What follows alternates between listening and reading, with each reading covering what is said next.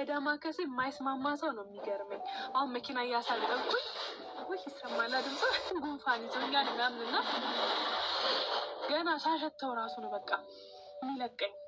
እውነት ወጣት ስለሆነን በዳማከሴ አንስማማም የምትሉ ሰዎች ሞክሩት። እኔ ድሮ ስቅ ነበር። እኔ ምን ሲኒ አላገኝም ማሽበት። እሺ ሲኒ መጣልኝ ግን እንዴት ነው መጨንቀው? ወይ መቶኛል አልመታኝ የሚለውን አብረን እናያለን። እጃችሁ ቡኒ ከሆነ መቷቸዋል ማለት ነው።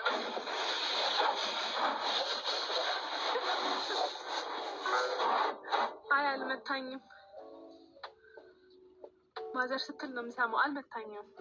አረንጓዴ ነው፣ ቡኒ ነው መሆን ያለበት። እንትን ምች የመታው ሰው ያው ጉንፋን ምች ምናምን አንድ ዘመድ ናቸው በሚል አረንጓዴ ነው ታያል። ለማንኛውም ዳማከሴ ተጠቀሙ። ለማንኛውም ሁኔታ የሆነ ወደ ቡኒነት ተቀየረ። ይኸው ቅድም አረንጓዴ ነበር፣ አሁን ቡኒ ሆኗል። መቶኛል አላውቅም። ኮሜንት አድርጉ። መቶሻል ምች አልመታሽም ብላችሁ። እኔ ግን መቶኛል ብዬ ነው የማስበው። አሁን ይሄን አሸትትኩኝ፣ ከዛ እችን ጠጣታለሁ በቃ።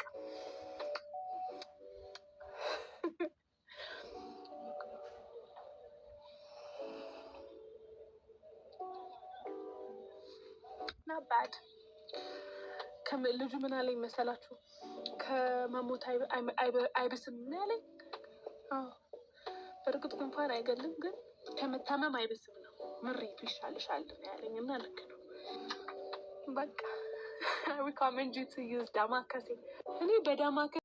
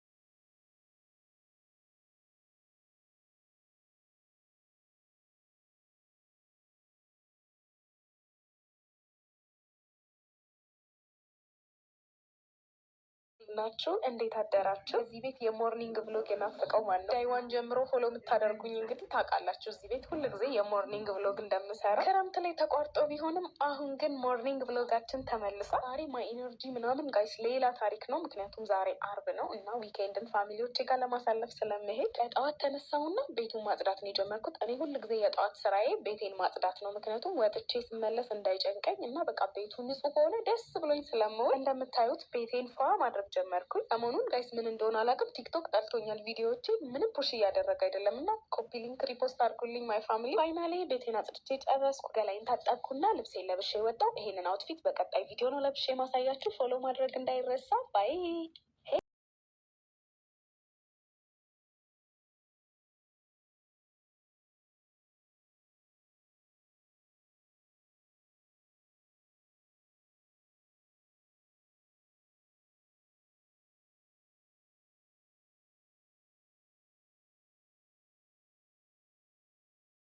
ደክሞኝ አንዳንዴ ታክቶኝ ምናምን ልታገኙ ትችላላችሁ። ላይክ ዶንት ኤክስፔክት ሁሌ ትሁት ሆነን ሀምብል ሆነን ልታገኙ ኤክስፔክት አታርጉ። የደከመኝ ቀን ልነጫነጭ እችላለሁ እና ብዙ ጊዜ ትሁት ከሆንኩኝ አንዳንዴ ስነጫነጭ ካገኛችሁኝ ምነው ድሮ ትሁት አልነበርሽ ከማለት ይልቅ ደክሟት ይሆናል፣ ደብሯት ይሆናል፣ አዝና ይሆናል ምናምን ማለት ተለማመዱ። እኔ ሮቦት አይደለሁ። ትሁት ሞድ ላይ አድርገውኝ ወይ ሀምብልነስ ሞድ ላይ አድርገውኝ የጠፉት። ኢሞሽን አለኝ፣ ኢሞሽን ላስተናግድበት። ሁሌ ትሁት መሆን አልችልም። መልስ መልኩን ከቀየረ ወይንም በአጠቃላይ መልስ ከሌለ ምንድን ነው የሚደረገው? በዚህ ጥያቄ ነበረ እንደምለው ትዕግስት እንደሌለኝ ያወቅኩት። ምክንያቱም የጠየኩት ጸሎትና ያገኘሁት መልስ ምንም የሚገናኝ አልነበረም። ያው ከብዙ ኩርፊያ በኋላ ግን የተረዳሁት የፈጣሪ ፍላጎት የእኛን ጸሎት ማዘግየት ወይም መከልከል አይደለም፣ ግን እኛን ለጠየቅነው ጸሎት ማዘጋጀት ነው። በዚህ ፕሮሰስ ውስጥ ነው የእኛ አይደንቲቲ፣ ባህሪ እና ትሩ ኢንቴንሽን ፊልተር የሚደረግ። ይሄ ደግሞ በጣም ትዕግስት ይጠይቃል እና በእኛ ፍላጎት የምናፈጥነው አይነት ሲዝን አለ። የሚገርመው አሁንም መልሱን አናገኘው፣ እኛንን መልሱን የምንሆነው። የምንሄድበት መንገድ ጀርኒው ነው እኛን እየቀረጸ እያስተካክለን የሚሄደው። ስለዚህ ያኔ ዊ አንደርስታንድ ቢገር ፐርፐዛችን ምን እንደሆነ። ስለዚህ እንዴት ናችሁ? ዛሬ ቀኑን አብረን ነዋል። ልክ እንደተነሳው ያው ስልኬን እየቀረስኩበት ስለነበረ አማራጭ ስላልነበረኝ መስኮቴን ወደ ላይ አድርጌ ወደ ውጭ ማየት ጀመርኩኝ። ግን በጣም ነበረ ደስ ያለኝ። እዚህ ጋር እንደምታዩት ገና ከጠዋቱ 8 ሰዓት ነበረ። ከዛ ብቻ መዝሙሬን እየሰማው ምናምን ሩሜን ፎዋረኳት እና ሳስበው ቤት ከሆንኩኝ እንቅልፌ ላይ ሊመጣ ይችላል እያጠናው ምናምን ነገር ብዬ ላይብራሪ ለመሄድ አሰብኩኝ እና እዚህ ጋር እንደምታዩት ልብሴን እንደዚህ ከቀየርኩ በኋላ አውልቄ ላይ ቀለል ያለ ነገር ለማድረግ ቁምጣና ዝም ብዬ ጥቁር ጃኬት ተረኩኝ። ከዛ እንደምታዩት ብርድ ልብስ ይዤ ነው የሚሄደው። ምክንያቱም በአንድ ወንድ ምክንያት ያለ መጨረሻ የደረሰ የመሰልሽ ተነስታችን፣ እባክሽ ተረጋጊ። የሰው ልጅ በመንኮራኩር ወደ ጨረቃ ሄዶ በሚዝናናበት ዘመን አንቺ እንደዚህ መጃጃልና እንደዚህ መጋረድ በጣም ያሳዝናል። ዊት ዮር ግሮን ኤጅ ይሄ ጤነኛ ሪሌሽንሽፕ እንዳልሆነ ካልገባሽ ችግሩ ከአንቺ ነው ማለት ነው። ቀስ አሁንም እንዳታለቅሽ እባክሽ። የሰው ልጅ ነሽ። ኦፍኮርስ ዩር ገና ሃቭ ኢሹስ። ጉዳያችን ስንመለስ ወደድሽን ጠላሽም ይሄ ሰውዬ አንቺ አክሰስ እስከሰጠሽው ድረስ ይመላለሳል። መላለስም ኤክስፕሎይት ያደርግሻል። የስ ሁላችንም የፈጣሪ ፍጡር ነን። አዎ፣ ነገር ግን ለስ ቢ ኦነስት ይሄ ሰውዬ ሻሩካ መስሎ እየታየሽ ያለው ስለወደድሽን የኔ ናት እንጂ በእንጨት የሚነካም አይደለም።